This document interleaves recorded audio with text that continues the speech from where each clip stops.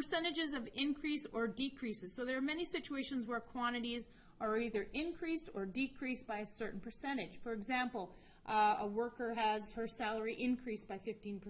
The price of goods increases by 4% due to inflation. A person on a diet reduces his weight by 10%. A store has 25% discount on a sale.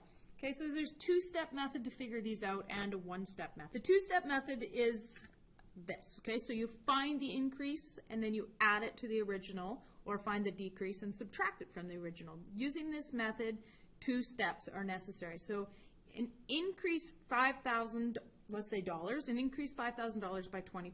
So the first thing we need to do, because we have a percentage here and we want to find what this 20% is of 5,000, we convert that to a decimal. So we have 0.2. We multiply that by 5,000 and we get 1,000. So we're increasing this 5,000 by 1,000. So we add those together. So our original 5,000 plus our 20% increase gives us $6,000. Okay, if this was a decrease by 20%, then we would do 5,000 minus the 1,000 to get us $4,000. So that's your two-step method. You're finding this, and then you're either adding or subtracting it here. In your one-step method, we use what we call a multiplier. So if your original amount is 100%, so that would be your $5,000 is your original percent. Okay, and it's 100% of that. And you increase that by 20%, then in total we have 120%, right? So 6,000 would be 120%. We can multiply this original number by 120% or by 1.2. This is called your multiplier. Okay. So the reason we do it by 1.2 is because the 0.2 is the 20% and the 1 is the 5,000. Okay, so if we decrease the original by 20%, then you're only left with 80% of your original price, right? So let's say, again, let's use a shopping example. Let's say you're paying $20 for something at full price. So full price of that item is $20. That's 100% of the price. Okay? If you're saving 20% on that item, that means you're only paying for 80% of the original price.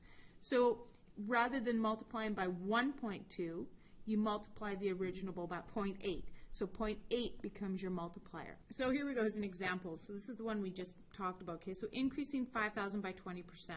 Okay, so 120% or 1.2 gives you the $6,000. Now the two-step method, remember, we found our 0.2, we multiplied it by 5,000, which gave us 1,000.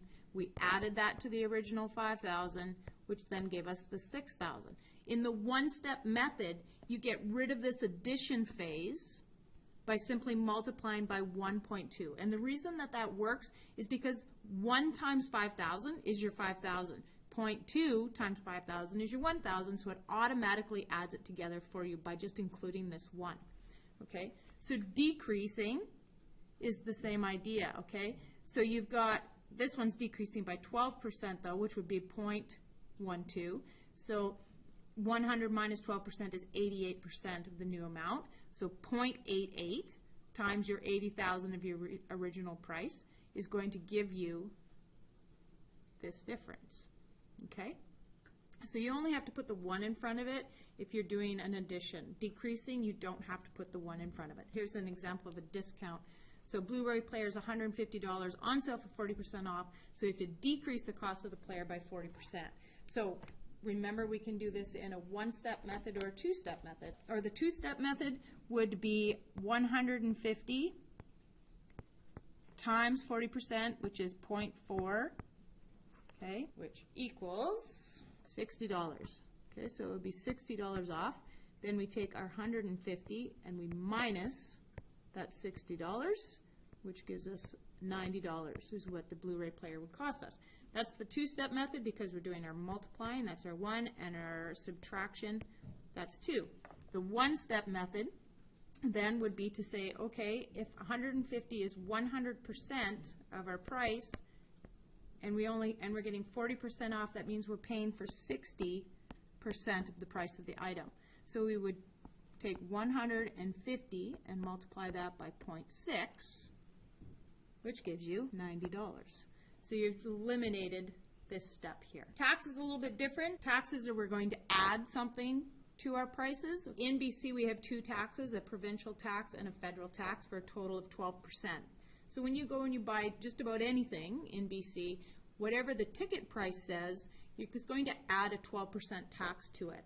Okay, so for example, if we have a list price of $12.99 and a 12% sales tax. So again, we can do this as a one-step or a two-step method. So the two-step method would be $12.99 times 0.12, because 12% as a decimal would be 0.12. Okay, gives you 1,558. Because this is money, we round that to $1.56, right? Because this 8 would turn that 5 into a 6. So $1.56. They would then add that $1.56 to our $12.99, which gives us $14.55. So that's our two-step method. We have our one step here, calculating what the tax would be, and then adding them together is our two-step method.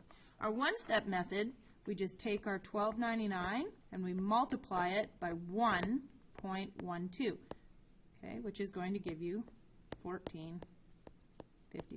So again, we've eliminated this addition step. Now again, how this works, here's our 0.12, which we already know is $1.56.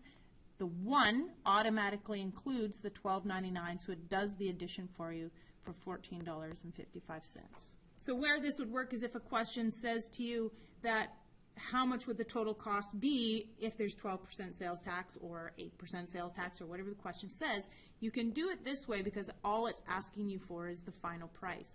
If it asks you what is the tax on this amount, then you have to do it this way in order to figure out this part.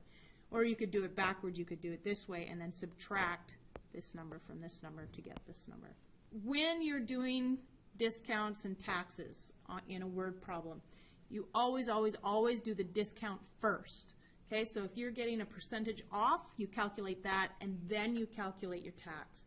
Okay, the reason for that is if you calculate your tax on the full price, you're actually paying more tax than you have to. So you need to do your discount first and then your tax. Percentage change. So if we increase or decrease a quantity, then a change occurs. The change is the final amount minus the original amount. So a positive change means that there's been an increase.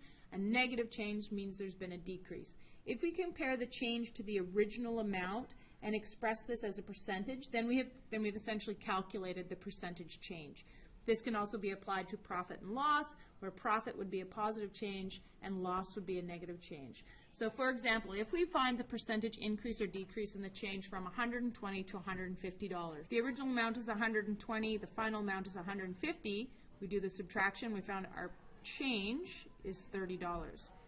So our percentage change is the change divided by the original. So our change is 30 divided by our original, which is 120. Okay, which gives us 0.25, multiply that by 100, or move your decimal, and you get a 25% increase. Over here, we'll do the same thing. So if we go from 400 to 250, so our original is 400, our final is 250, our change then is a negative 150. So this is going to be a negative change. We're getting smaller. But again, we put our change here, negative 150, our original here, 400. On your calculator, you can go minus 150 divided by 400 is going to give you a negative 0.375. Again, multiply by 100 or move your decimal is going to give you a negative 37.5%. Because it's negative, we know it's a decrease. So there's a 37.5% decrease. Okay, so you'll see some questions like this in the homework, and you'll see some on the test. So make sure you understand what's going on here. Okay, so finding a percentage change, we actually just did one of these yesterday. Just follow the steps. Remember that converting your decimals from fractions just by doing your division from top to bottom, and we'll do lots of practice of this in the next couple days. Okay.